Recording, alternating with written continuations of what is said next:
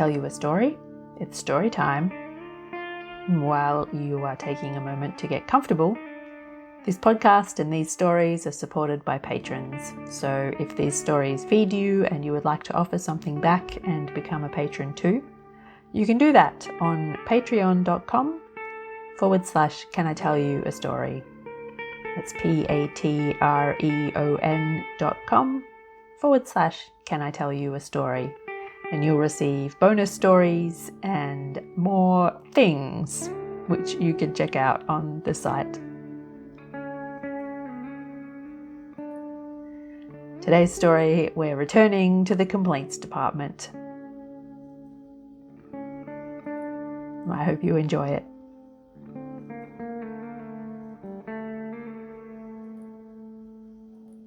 Mr. Cornelius J. Cotton signs his name at the bottom of the page containing the litany of the day's complaints and sits back in his chair with a sigh. His writing is spiky and slanted and crawls across the page in jagged lines of thick black ink. He folds the paper with quick, deliberate creases and puts it in an envelope. He doesn't put a stamp on it. He'll pop out and deliver it to the complaints department himself. It's become something of a nightly ritual. It began as a bit of a lark after overhearing Mrs. Beattie, his neighbour with the knack for saying just the wrong thing at just the wrong time, asking the postman if he'd take a complaint for her on his way back to the post office. "Do be a dear. It's hard for me to get out and about, you know, with my bung knee and all." Mr. Cotton isn't sure when his daily complaint confessional became something more than a perverse desire to complain about every contradictory thing he could think of, because clearly anyone sticking up a sign in an alley declaring themselves the complaints department was asking for trouble. But now he doesn't know how to stop. The letters feel like a lifeline in a way that he doesn't understand. Mr. Cotton always delivers his complaints under the cover of darkness. Things feel more intimate in the dark, more meaningful, more personal. In the dark, it's easier to believe his complaints might actually be going somewhere. The last of the day's light is fading. Mr. Cotton puts the letter on the hall table while he shrugs into a heavy woolen overcoat and winds a knitted scarf around his neck. He slides the letter into the inside pocket of his coat, nods to himself and heads out into the evening.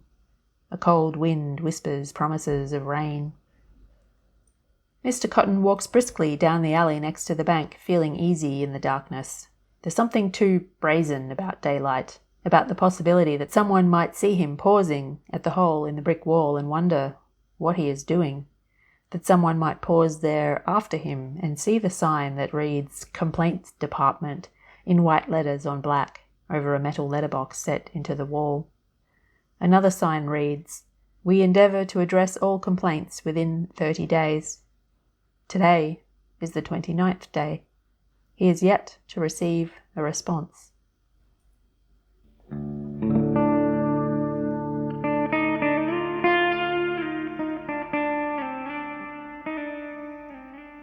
Silas sits at his desk in the complaints department with his fingers steepled in front of him and stares over them at nothing. He's the only one there. The lights are off and the day is fading towards evening, and the dim light coming through the windows makes him look brooding and mysterious. Silas is not unaware of this fact. Brooding and mysterious is something he cultivates, dressing in neatly tailored clothing in dark colours and refusing to answer anything resembling a personal question. There's a running bet going between other staff in the office around how old he is, which no one will ever collect on, because Silas will never confirm or deny any guesses. Guesses range from 32 to 704. In front of him, on the desk, is a stack of pages covered on both sides with spiky, slanted black writing. Silas absently moves the pile of papers an inch to the right. They've been coming daily for a month. And Ewan, the complaints department assistant manager, puts them all in Silas's tray. Silas has read each page carefully, just as carefully not rolling his eyes. Many of the complaints are contradictory, and things the complainer could presumably do something about themselves. My house is too hot. My house is too cold. I have a bunion. I don't have an onion. I ran out of coffee. I haven't received a reply from you. I don't believe you exist. My mother is dead. I don't own a goldfish. There was a leaf on my driveway. The peanut butter I like is on the wrong shelf at the supermarket, and I don't like having to bend down to reach it. Silas imagines the writer of these letters to be a small, fussy man with thinning, wispy brown hair and pale, blue, watery eyes. He already dislikes him intensely, probably because if he didn't work at the complaints department, Silas would be writing similar letters himself, daring someone to take an interest in the spurious problems he's hiding behind, hoping they wouldn't see through him so that he could gloat, hoping they would see through him so that he didn't feel like the only person on earth. Silas is very good at seeing through people, particularly people who aren't sure they want to be seen through.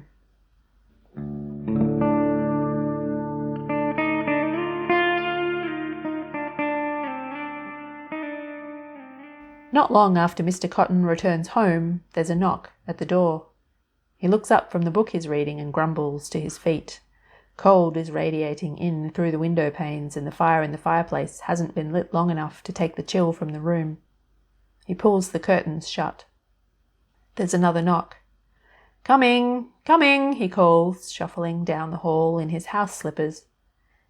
He opens the front door. On the doorstep is a tall man with silver hair. His eyes are deep and cold and seem to be studying Mr. Cotton's shiny bald head and bright dark eyes with some surprise.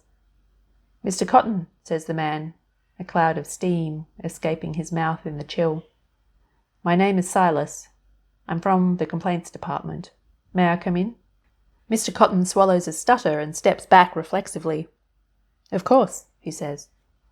"Thank you," says Silas, stepping into the hall and waiting politely while Mr. Cotton closes the door and walks ahead of him along the hallway into the living room, waving Silas to a seat by the fire. The air in the room seems warmer now. A fireguard stands on the hearth, protecting the rug from embers. On the mantelpiece is a wind-up brass clock and a black porcelain Scotty dog. The room is full of bookshelves, and the books all look like they've been read. There is no television. "Mr. Cotton," says Silas, removing a stack of letters from his briefcase and placing them on the coffee table, lining them up along the edge with his thumbs. "You seem to have a bit on your mind." Mr. Cotton flushes slightly and coughs to hide his discomfort. "Wasn't sure you were real," he says, "and yet you kept writing." "I climbed over the wall." "And what did you see?" Mr. Cotton gives Silas a strange look, as if he should know what's over the wall behind the complaints department letterbox. Silas knows very well what's over the wall, but maintains his blandly polite expression. "There's nothing there," Mr. Cotton says, finally. "The letterbox doesn't go anywhere." "But it has to go somewhere, doesn't it? The letters will have filled up the inside of the wall, and they can't just disappear, can they?" "Can't they?" "Well, you're here." Silas inclines his head, agreeing that he is, in fact, here. "What do you want, Mr. Cotton?" Mr. Cotton opens his mouth and then blinks and closes it again, surprised at the lack of words on his tongue. "What do I want? You have sent us pages of complaints, daily, for a month, many of which contradict each other. It's hot, it's cold, Mrs. Beatty next door talks too much, except when she doesn't talk at all, and so on. Let me tell you something about the nature of complaints." Silas's voice is deep and smooth. "We complain because we don't want something to be how it currently is, as I'm sure you'll agree." Silas doesn't wait for Mr. Cotton to agree. "And so it follows that if we don't want something to be how it is, we must want it to be different. Every complaint holds a desire for things to be different. Every complaint holds a desire. The power to resolve our complaint comes in identifying the desire that lives within that complaint, in knowing what we want. Because if we know what we want, then we have a chance of getting it. So, Mr. Cotton, what do you want?" Mr. Cotton seems to shrink in his chair. I don't know." "Well, Silas leans forward. When you do know, you know how to reach us. He stands and holds out a hand. Not knowing what else to do, Mr. Cotton stands and shakes it. Silas walks down the hallway to the front door, hiding a smile. He turns and tips an invisible hat to Mr. Cotton before disappearing into the night. Mr. Cotton returns to his seat by the fire, overcome with the sudden feeling he's been playing cards with a crocodile and somehow still has all his fingers. This time. For now. He turns Silas's question around in his mind. What do I want? He never had to know what he wanted before he retired. He went to work because that's what you did, and then you came home because that's what you did next. On the weekends you mowed the lawn, or you might play a round of golf or take the metal detector out for a spin with George from down the road to see if you could find anything other than bottle caps. You didn't do these things because you particularly wanted to do them. You did them because that's what one did. You had to do something to fill in the hours. And now, the impossible question. What do you want? He didn't know he could want things. What does he want? He doesn't know how to want things. How do you know how to want things? Mr. Cotton doesn't leave the house for 7 days. On the 8th day, he sits at his desk with a fresh sheet of paper in front of him. He writes just one complaint. I don't know how to know what I want. When he leaves the house to deliver it, the winter sun is still shining.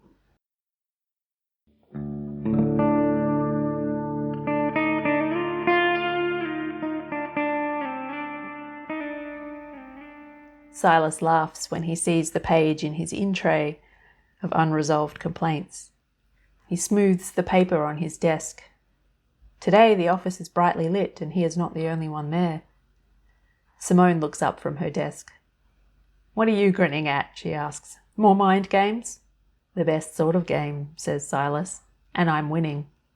He reaches for a fresh sheet of paper.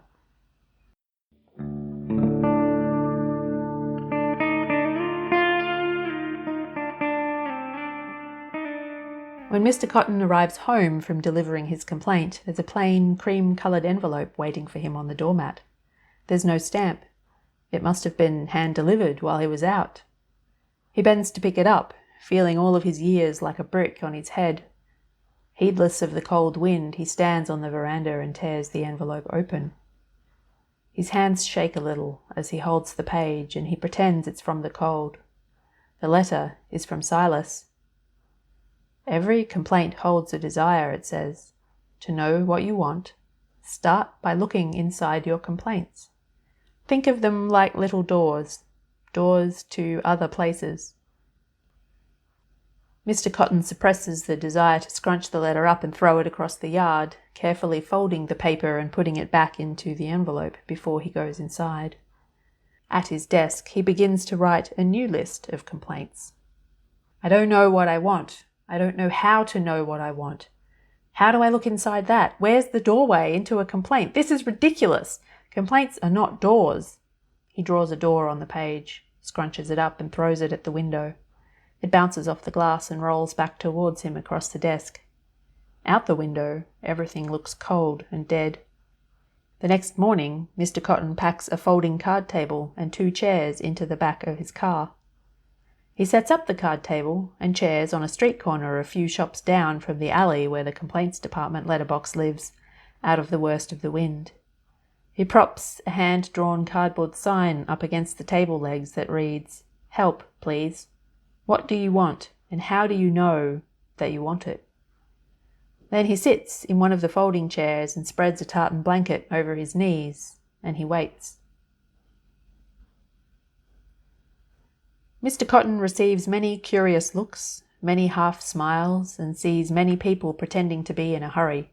He wonders if he looks that obvious when it's him pretending to be in a hurry. The hours crawl by, and the morning is almost over when finally someone stops. Hello, she says. That's an interesting question. Mr. Cotton looks up at the speaker. She's a small woman in a tidy black coat and green mittens. Would you like to have a seat? He asks. My name is Mr. Cotton. Cornelius. Thanks, says the woman, settling herself into the folding chair. I've been on my feet all morning. I'm June. She holds out a mittened hand. Well, June, says Mr. Cotton, shaking her hand, I appreciate you stopping. I have this impossible question. I feel like I should know the answer, but there's nothing there. What do I want? Presumably other people know what they want. How do they do it? How does it work, wanting? All these years of living, and I've only just learned that I've never really known what I wanted. I just did what was expected. One thing and then another thing, the job and the promotion and the relationships that were all kind of the same and never really went anywhere, and I never really stopped to think about any of it. And then I retired, and now, well... June watches him, head tilted to one side like a bird, thinking. Well, for me, I wanted companionship, she says, after a while. And I knew I wanted it because I felt lonely. You felt lonely, echoes Mr. Cotton. Yes, she says. I didn't like it, the loneliness, and so I found myself a friend. June's face softens as she speaks. Well, to be more honest, she found me. Mr. Cotton thinks about this for a minute. So your feeling told you what you want? June smiles. They might at that. Feelings. I never thought of it that way, but yes, I think you're right. Anyway, I hope that's helpful. I'd best be getting on. She pushes herself out of the chair. I promised my young friend that when I got home today we could make a chocolate cake shaped like a car with red icing. She'll be cross with me if I'm late. Thank you, June, says Mr. Cotton, an expression that could have passed for wistfulness crossing his face. It was good of you to stop. You've given me some thoughts to think. I hope you find what you're looking for, Cornelius, she says. Mr. Cotton watches June walk away down the street until she disappears around a corner, and then he slowly packs up his table and chairs and his blanket and his sign and stows them in his car. He sits in the driver's seat with his hands on the steering wheel. The thought of driving home and sitting alone in his house makes him feel claustrophobic and breathless. He gets out of the car, locks the door and starts walking. His thoughts are a swirl. The cold wind makes his face prickle. The short conversation with June rackets around in his mind. Feelings tell you what you want. Mr. Cotton kicks a rock into the gutter. I've spent my whole life feeling nothing much at all. How do you know what you're feeling? He kicks at another rock and misses. This is an impossible quest, full of impossible questions, and I hate it. And yet, I want to know the answers. This small kernel of truth smoulders inside him, warming him from the inside. I want to know the answers. I want answers, he yells to the empty street. You hear me? Answers! I want to understand. What do I feel? What do I want? Why does everyone know except me? The empty street is not empty. Mr. Cotton shoves his hands in his pockets and looks at the ground, hoping the figure coming towards him didn't hear him yelling with the wind. The figure gets closer. It's Silas. Silas winks at him, holding out an envelope. Mr. Cotton reaches out and takes it as Silas passes and says nothing. Inside the envelope is a picture of a door. The door is open. Mr. Cotton turns to call Silas back, but Silas is gone.